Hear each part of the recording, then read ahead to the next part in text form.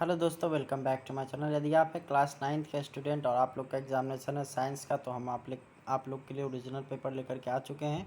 तो चलिए स्टार्ट करेंगे हम लोग वीडियो और देखना शुरू करेंगे। तो सबसे पहला क्वेश्चन आप लोग का है यहाँ पे, किसी m द्रव्यमान की वस्तु जिसका वेग v है का संवेग क्या हो जाएगा। तो उसका संवेग होगा आपका mv, यानी ऑप्शन नंबर बी।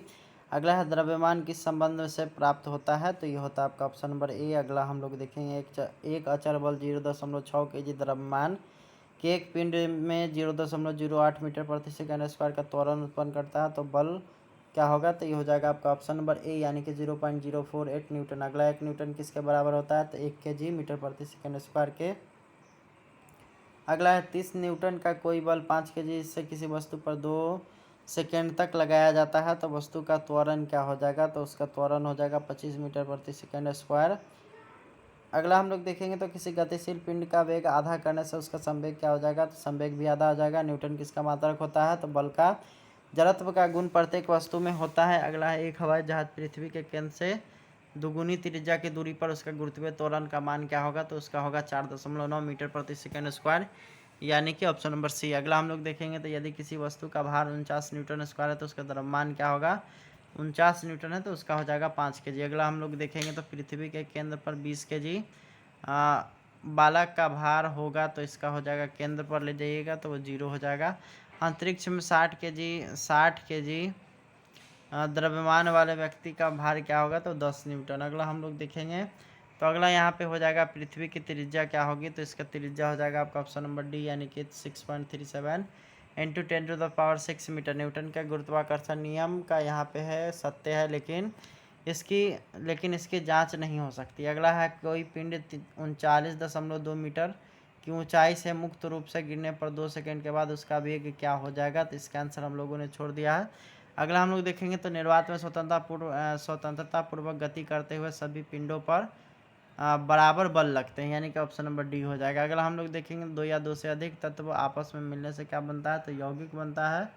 अगला हम लोग देखेंगे, तो अगला सवाल यहाँ पे आता है आप लोग का, इनमें से कौन उपधातु है। तो हो जाएगा आपका ऑप्शन नंबर डी, जर्मेनियम। घुलनशील द्रव्यों के मिश्रण का पृथक किया जाता है, तो इसका हो जाएगा आपका 19 का, वो होगा आपका ऑप्शन नंबर बी, यानी कि क्रिस्टलीकरण द्वारा। अगला हम लोग देखेंगे, काली स्याही में उपस्थित डाई को पृथक किया जाता है, तो ये हो जाएगा आपका ऑप्शन नंबर सी, यानी कि क्रोमोटोग्राफी के द्वारा।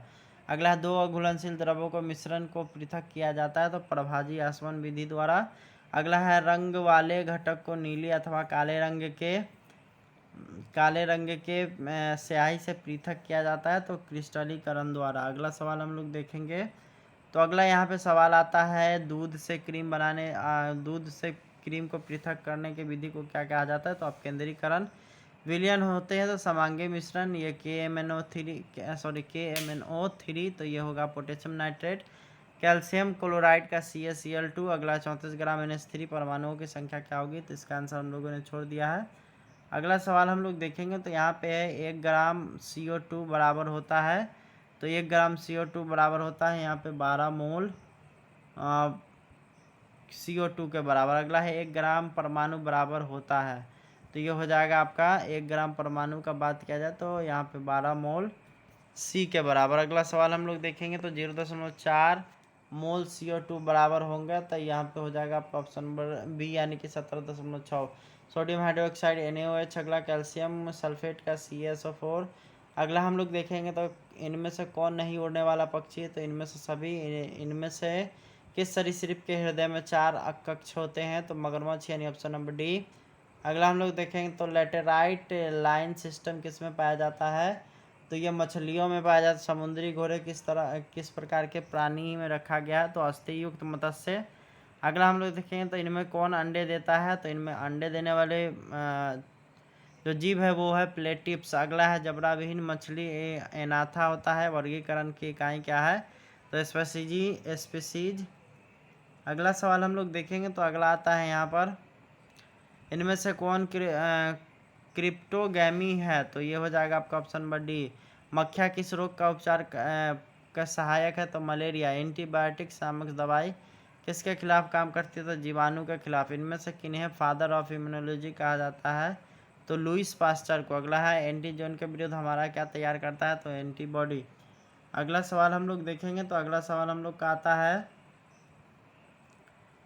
अगला है यहाँ पर आप लोग का एंटीजन के विरुद्ध हमारा शरीर क्या बनाता है, तो एंटीबॉडी। अगला है एंटीबॉडी का निर्माण किस कोशिका में होता है, तो यहाँ जो जितने भी कोशिका दिया गया इनमें से सभी वायरस और बैक्टीरिया हमारे शरीर में क्या डालते हैं, तो ये डालते हैं आपका एंटीजन एलिसा नामक। मुख्यतः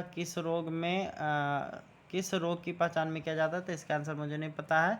अगला है इनमें से कौन वायरस के उत्पन्न रोग नहीं है, तो ये हो जाएगा आपका ऑप्शन नंबर ए, रेबीज। अब यहाँ से हम लोग खंड 2 में आते हैं और लघुत्तरीय प्रश्न देखते हैं, और उसके बाद यहाँ पे अथवा वाला भी प्रश्न देखते हैं। तो इन सारे प्रश्नों का आंसर आप लोग खुद से करिएगा। आप लोग से हम लोग मिलेंगे नेक्स्ट वीडियो में। Thanks for watching, bye bye.